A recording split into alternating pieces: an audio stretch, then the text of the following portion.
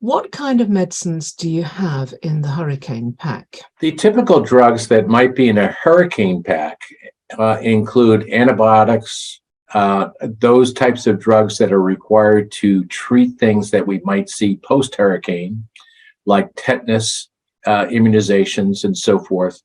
A lot of antibiotics, though, that would allow us to treat anything that happens from puncture wounds post-hurricane that happen to people as they're walking around buildings that might have exposed wood or nails and those types of things. So, but also any type of drug that we need to operate in our system.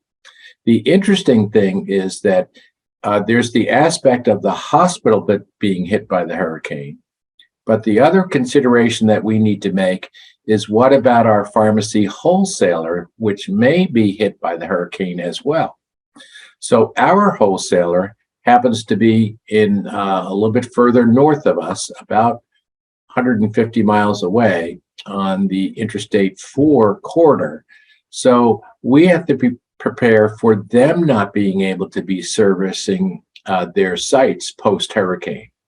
So we have to think about not only the impact of the hurricane on us, but we've got to look at the impact of the hurricane on our suppliers and make sure we have enough drug supply to be able to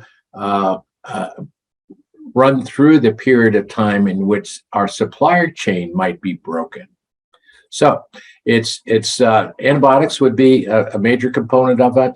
I think we do have a lot of pain medications, vaccinations, and other types of things that you might need during surgery, surgery-related medications, propofol, for example, and the like. So a lot of different agents to allow your hospital to sustain its normal practices in a period of either impact to us as a hospital or hospital system, but also to our suppliers.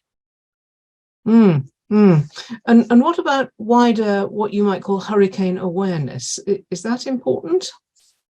In addition to looking at the impact of hurricanes directly on us in Southwest Florida, we do track hurricanes that hit other areas in the country and what the impact on the supply chain might be.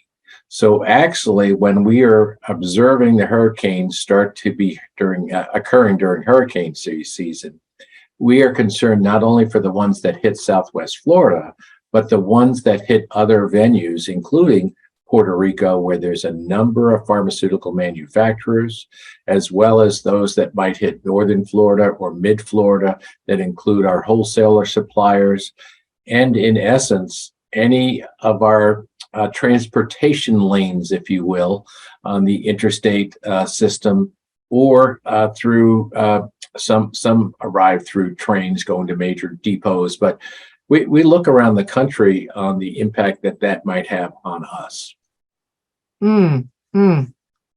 I see. And what was the impact of Hurricane Ian? Well, there's a number of impacts that come from the hurricane, and most people group everything together and just call it the hurricane.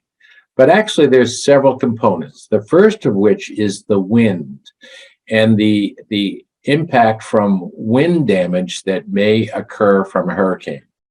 Then there's usually associated with that a large amount of rain. So it's precipitation coming from the sky, which accumulates in your local area. So there's the rain that comes with it. Then there's a third component, especially if you're by the ocean or in our case, the Gulf of Mexico, and it's called the storm surge. And the storm surge, the best way I think of that is the waves at the beach that you're used to seeing at the beach.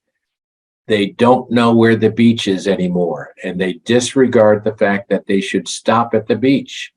And so, for example, during Hurricane Ian, we had anywhere from 6 to 10 feet of storm surge. So imagine that you're in a location like Southwest Florida, which is got a really low elevation. That 6 to 10 feet comes across the land into a variety of different locations. From Hurricane Ian, We had a number of employees as well as the entire community affected, of course. But just to dial it down to the impact on pharmacy, I had 12 of my 400 employees that lost their homes during Hurricane Ian from total flooding of their home. I had 32 employees who lost their vehicles, their cars, because they were totally submerged in water. And once your car is totally submerged in water, and particularly seawater, it is no longer a viable vehicle. So there are a number of components there that we had impact from the hurricane. In the case of Hurricane Ian, I believe that most of the community had the major impact from the storm surge. So not necessarily specifically the wind and the rain, but the third component of the storm surge, which had a great impact. Personally, it ruined my roof at my home. So I was fortunate, and I view myself as fortunate as a Southwest Floridian, that was all the only thing affected. But basically, I need to replace my roof. But that's very little in comparison to, first of all, let me say that there were over 100 deaths in Southwest Florida from Hurricane Ian. And then the impact on property and homes and livelihood. There were jobs that were wiped out by this. Folks that lived on the beach, if their business is no longer there, there's no place to go in to work. And there were many places that were totally wiped out from the storm surge.